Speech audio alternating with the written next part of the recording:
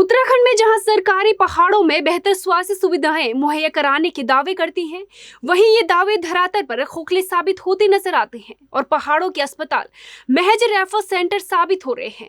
यकीन मानिए, खुद चमोली जिले के मुख्य चिकित्सा अधिकारी ने विशेषज्ञ चिकित्सकों की कमी से जूझते चमोली जनपद पर अपनी प्रतिक्रिया व्यक्त करते हुए चिंता जाहिर की है।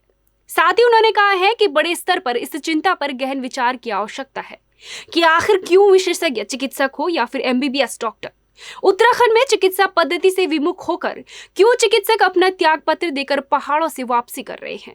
अब थराली सामुदायिक स्वास्थ्य केंद्र की ही बात करें तो यहाँ विशेषज्ञ डॉक्टरों के 6 पद स्वीकृत हैं और पिछले दशक से भी ज्यादा समय से ये पद रिक्त ही चल रहे हैं। वहीं विशेषज्ञ मिले न मिले, लेकिन एमबीबीएस डॉक्टर भी यहाँ रुकने को तैयार नहीं है। ताजा मामला थराली विकास खंड के प्राथमिक स्वास्थ्य केंद्र कुराड़ का है, जहां सेवारत चिकित्सक पुनीत गौतम ने अपना त्याग पत्र दिया है।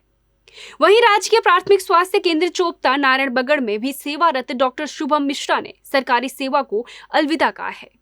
इससे पूर्व भी थराली सामुदायिक स्वास्थ्य केंद्र में सेवारत डॉक्टर सुष्मिता भी त्याग पत्र देकर पीजी करने के लिए चली गई हैं। पूरे चमोली जनपद की बात करें तो यहाँ 64 विशेषज्ञ डॉक्टरों के पद स्वीकृत हैं, लेकिन इनमें से 44 पदों पर विशेषज्ञ डॉक्टरों के पद रिक्त चल रहे हैं। वहीं जनपद के जिला चिकित्सालय समेत सामुदायिक स्वास्थ्य केंद्रों, प्राथमिक स्वास्थ्य केंद्रों में 164 पदों के सापेक्ष अभी 36 डॉक्टरों की रिक्ति खाली चल रही है। ऐसे में अब सरकार को इस बारे में चिंता जाहिर करने की आवश्यकता है कि आखिर डॉक्टरों के इस्तीफे के सिलसिले को कैसा रोका जाए। उन कारणों पर गौर करने की जरूरत है जिन कारणों से चिकित्सक सरकारी सेवा से विमुख हो रहे हैं, और सरकारी सेवाओं में चिकित्सकों को लाने के लिए ठोस पॉलिसी बनाने की कवायद शुरू करने की ओर ध्यान देने की जरूरत है। मुझे कमी लग रही है, मैं खुद अपने डिपार्टमेंट की कह रहा हूँ। यहाँ हमारे पास स्पेशलिस्ट डॉक्टर नहीं है। स्पेशलिस्ट डॉक्टर हमारे ज़िले में 2-3 आए थे, लेकिन वो भी नौकरी छोड़ के चले गए। तो इस पर हमने शासन को लिख दिया है उनके भाई क्या इनके कारण है, कैसे हम इनको जो है रोक सकते हैं, हम कैसे ऐसे पॉलिसी बनाएं। हमने अपने डीजी साहब से डिस्कस किया कि यहाँ पे जो है स्पेशलिस्ट डॉक्टर आए, उसके रहने की मेन तो यहाँ पे आधा मूलभूत समस्या ये है कि यहाँ पे बड़े दुख की बात है कि डॉक्टरों के लिए रेजिडेंसी नहीं बना, इतना बड़ा अस्पताल बन गया है। हमारे सारे डॉक्टर किराए पर रहते हैं। रात में कोई ड्यूटी कोई केस आता है तो उनको फिर जो है ऑन कॉल आने में टाइम लगता है, जिससे मरीज़ का समय ख़राब होता है। तो एक रेजिडेंस की प्रॉब्लम है।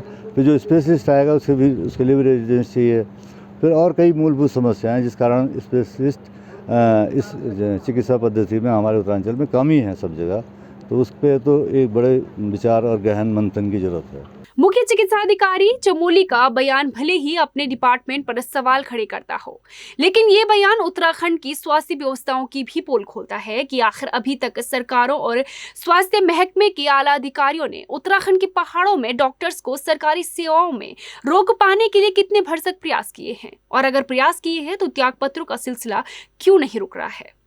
अगर आप हमें फेसबुक पर देख रहे हैं तो हमारे फेसबुक पेज को लाइक करें, यूट्यूब पर देख रहे हैं तो हमारे चैनल को जरूर सब्सक्राइब कीजिए और बेल आइकन दबाना ना भूलें। उत्तराखंड की तमाम छोटी बड़ी खबरों को जानने के लिए बने रहिए हमारे साथ।